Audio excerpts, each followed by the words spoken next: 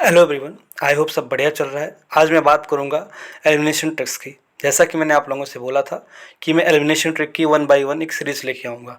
तो आज मैं बात करता हूँ rule number 1, extreme statements are wrong. ये बहुत ही ज़्यादा अप्लीकेबल रूल है कि जब भी आपको प्रीलिम्स के पेपर में स्टेटमेंट, कोई भी एक्सट्रीम स्टेटमेंट दिखता है तो उसके चांसेस है रॉन्ग होने के। स्पेशली अगर ओनली और मस्ट स्टेटमेंट में अगर कीवर्ड हो तो पक्का 100% वो स्टेटमेंट रॉन्ग होता है। ठीक है, इस चीज़ को मैं आपको अप्लाई करके दिखाऊंगा बहुत सारे PYQs के साथ। बट अगर कोई स्टेटमेंट डोंट, कैंट, नो हो तो एक बार स्टेटमेंट को दोबारा पढ़ो और उस क्वेश्चन को पढ़ो, उस कंटेक्स्ट को समझने की कोशिश करो।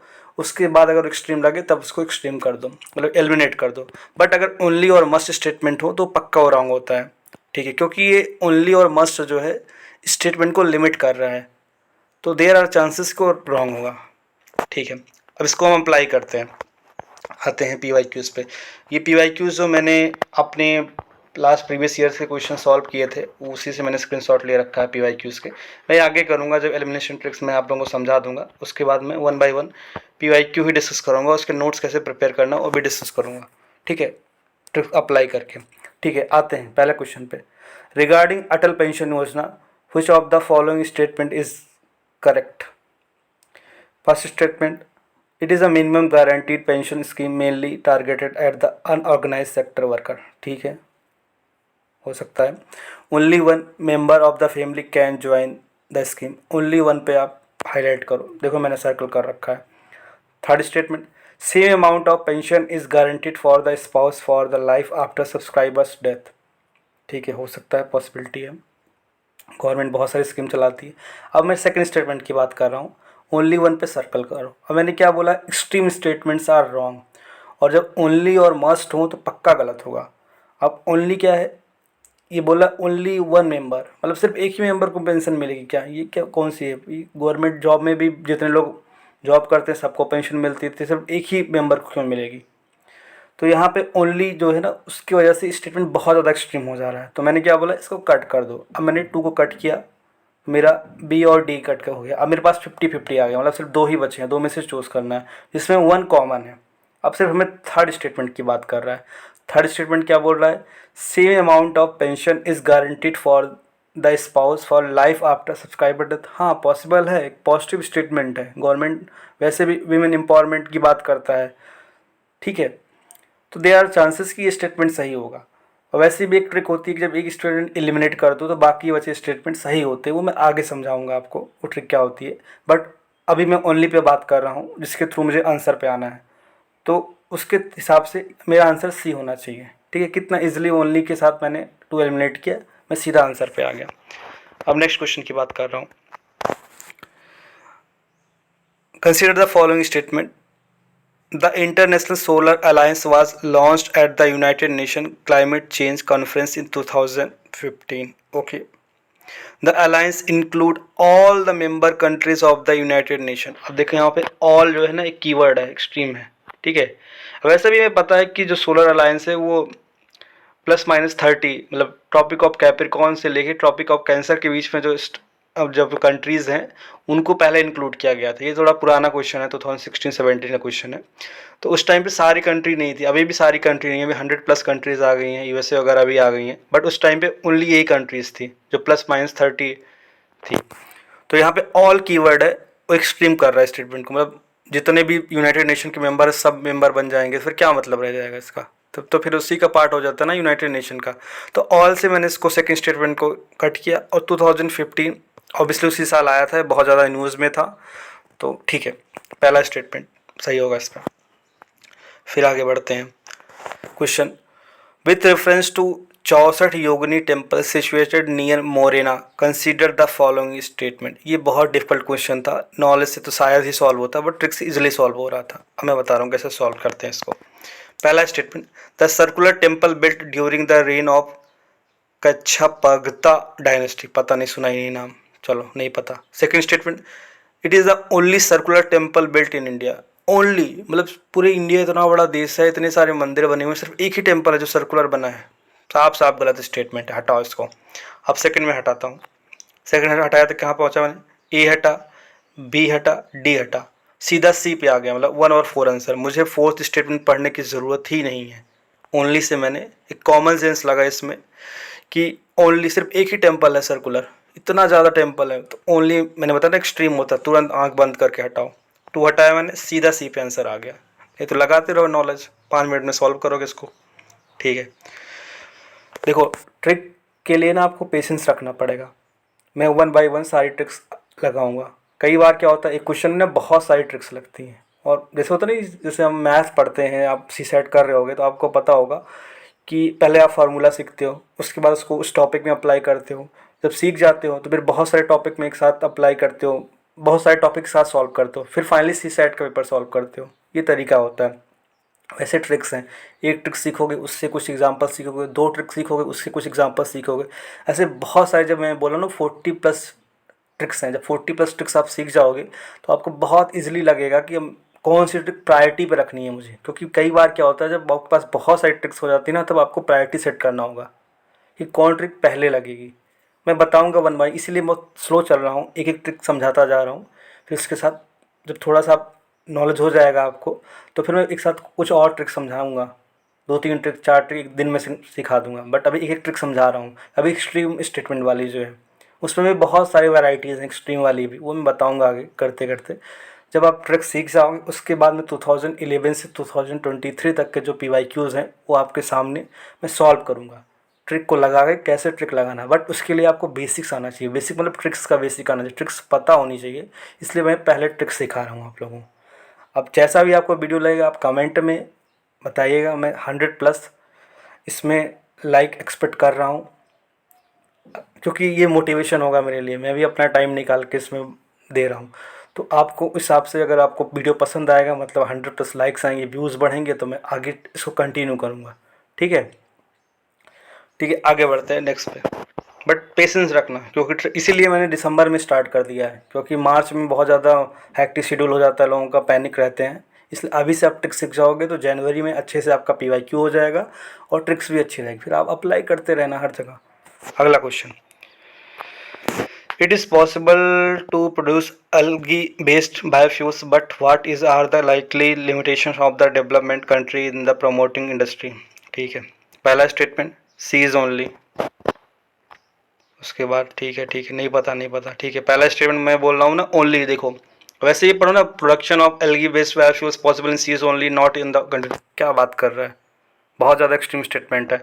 ओनली तो दिख ही रहा है, ओनली से काटा तो मेरा क्या गया, 1 और 1 कट गया, तो मतलब A और D चला गया, B और C बचा 50-50, मतलब 3 कॉमन है, 3 पढ़ने की जरूरत नहीं है। अब सेकंड स्टेटमेंट की बात करते हैं, setting up the engineering the algae based biofuels production requires high level of the expertise of the, हाँ सही बात है ना, एक्सपर्टीज सही होता है। वो ऐसा भी एक ट्रिक बताया ना मैंने, एक स्टेटमेंट एलिमिनेट कर दो तो बाकी बचे हुए आंसर होते हैं। तो ठीक है, बी पे आ गया मैं, ठीक है, यहाँ पे अप्लाई किया। उसके बाद फिर से क्वेश्चन करते हैं, who among the following can join the national pension scheme NPS, resident Indian citizens only, only statement हटाया इसको फटाक से। Person of age between 21 to 55 only, only ज़बरदस्ती पीछे लगाया है, मतलब ज़बरदस्ती यूपीएससी चाहता है कि अपना दिमाग लगाओ, ओनली स्टेटमेंट कट करो। ए और बी मेरा कट गया ओनली ओनली से, अब सी और डी बचा है। और डी पे आते हैं, all central government employ including those of arm force joining the service on the after, मतलब बहुत ज़्यादा एक्सट्रीम जा रहा है, डेटा है, ईयर है, सब कुछ। तो देयर आर चांसेस कि स्टेटमेंट गलत होगा। सी स्टेटमेंट पढ़ते हैं, all state government employees joining the service after the date of notification by respective state government. अब देखो ए और बी मैंने कट कर दिया ओनली से, डी बहुत ज़्यादा एक्सट्रीम जा रहा है, सिर्फ आर्म फोर्सेस की बात कर रहा है। सी जो है एक पॉजिटिव स्टेटमेंट लग रहा है, और मैं पता भी नहीं है तब भी मेरा बाकी जो 3 मैंने एलिमिनेट कर दिया, जो बचा हुआ है वो आंसर है, सी बचा हुआ आंसर। ठीक है, अभी तो मैं ट्रिक सिखा रहा हूँ, बट साथ में बताता चल रहा हूँ कि आंसर भी कैसे पहुँचना है। ये ड्रेस्टिकली इनॉर्मसली वाला जो है इसको मैं बाद में करूँगा, ये वाला सी अलग ट्रिक होती है, बताऊँगा मैं। अगला क्वेश्चन जो है, with reference to bio toilets used by the Indian railways consider the following statement. Okay, इसका ऑप्शन कट गया है, बट इसका आंसर जो है डी होगा, वो क्रॉप करने में कट गया होगा। ठीक है, मैं बता रहा हूँ, चेक करना आप लोग। सेकेंड स्टेटमेंट बात कर रहा है, ammonia and water vapour are the only in products in this decomposition which is released into the atmosphere only है, तो हटा दिया मैंने। The decomposition of human waste in the biotoilet, मतलब 50-50 बच गए, ठीक है। इसमें ऐसा था, मतलब ऑप्शन में 1 only, 2 only, 1 and 2 only, both are correct, both are incorrect, ये 4 ऑप्शन दे रखे थे। तो 2-2 वाले जो कट जाएंगे, मतलब सी, बी और सी कट जाएगा, मतलब ए और डी बचेगा, ओनली 1 और नन वाला जो बचेगा, मतलब नन ऑफ द करेक्ट। अब बात कर रहे हैं first statement, the decomposition of human waste in the bio toilets is initiated by the fungal inoculum. अब देखो डेटा मतलब जो होता है उससे बहुत ज़्यादा मैनिपुलेट करता है यूपीएससी, तो यहाँ पर फंगल नहीं, इसका एक्चुअली में आंसर होगा बैक्टीरिया। ट्रिक होती है, वो मैं बताऊँगा कैसे। मैंने बैक्टीरिया सोचा, मतलब फंगल नहीं होगा, मैंने कैसे सोचा वो बताऊँगा, बट इसमें फंगल ही बैक्टीरिया होगा, इसका आंसर नन होगा, डी। अभी मैं सिर्फ ओनली की बात कर रहा हूँ, बट मैं आंसर भी सिखा रहा हूँ आपको। शायद आपको पसंद आ रहा होगा ये कि कैसे ट्रिक को अप्लाई करना है, ठीक है। अरे यार, इसका भी छोटा हो, मतलब ऑप्शन कट गया, ये नो नो वाला है, ठीक है।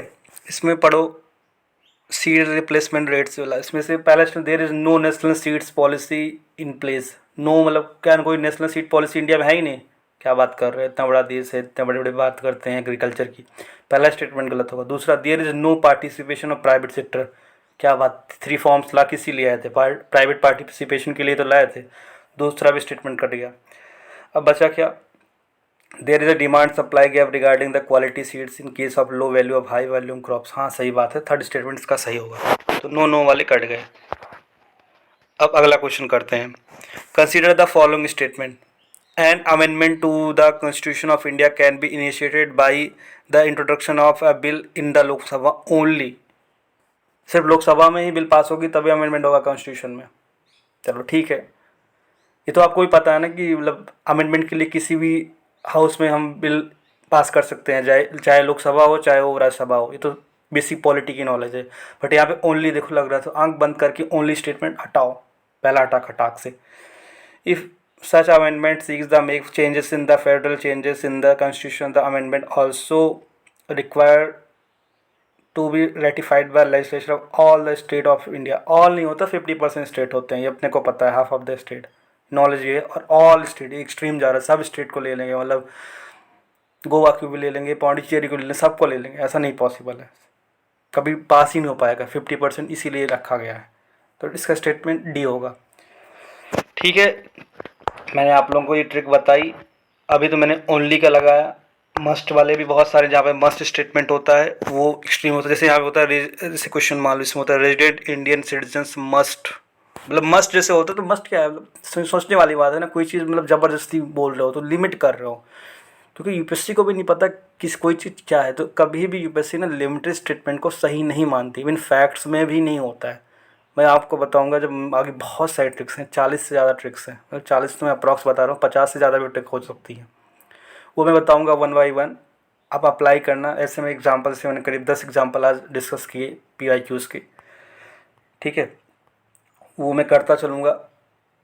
बस आप लोगों का सपोर्ट चाहिएगा, क्योंकि अगर आप लोग इसको लाइक करोगे व्यूअरशिप बढ़ेगी, सब्सक्राइबर्स बढ़ेंगे, कमेंट्स आएंगे, लोगों को शेयर करोगे तो ऑब्वियसली मेरा मोटिवेशन बढ़ेगा कि आपको ट्रिक्स पसंद आ रही है। कमेंट आप करना जैसा भी हो, ठीक है। अभी बहुत बेसिक ट्रिक है, तो अभी से जज मत करने लगा यार ये ट्रिक तो मुझे पता थी ओनली वाली, वो ठीक है। जब मैथ की क्लास होती है सीधा कोई डायरेक्टली परम्यूटेशन कॉम्बिनेशन से नहीं स्टार्ट हो जाता है, पहले नंबर सिस्टम ही पढ़ाया जाता है। नंबर सिस्टम सबको आता है, बट नंबर सिस्टम से ही स्टार्ट होता है, क्योंकि बहुत सारे लोग ऐसे होते हैं जिनको नंबर सिस्टम शायद नहीं पता होता है।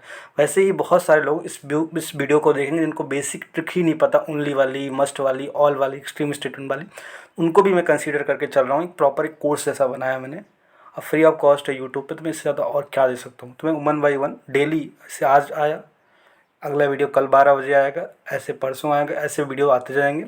ऐसे 1 बाई 1 आप ट्रिक सीखते जाना, ट्रिक प्रैक्टिस करते जाना। आपको अलग से खोल के PYQ सॉल्व करने की ज़रूरत नहीं है, यहाँ पे 10 PYQ मैंने तुरंत करा दी उस ट्रिक को लगा के।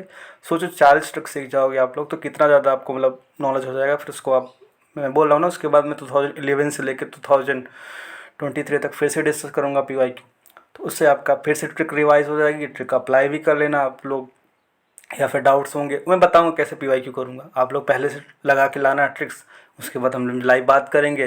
तो कुछ डाउट होगा तो पूछ लेना, कमेंट सेक्शन में आप कमेंट करके पूछ लेना। सो आई होप ये वीडियो आपको पसंद आया होगा। बहुत छोटी सी ट्रिक है, बेसिक ट्रिक है, बट लोग भावनाओं में बह जाते हैं और गलत कर देते हैं। ठीक है, तो आज के लिए इतना ही। Thank you so much. कल मिलते हैं फिर से। एंजॉय। Merry Christmas.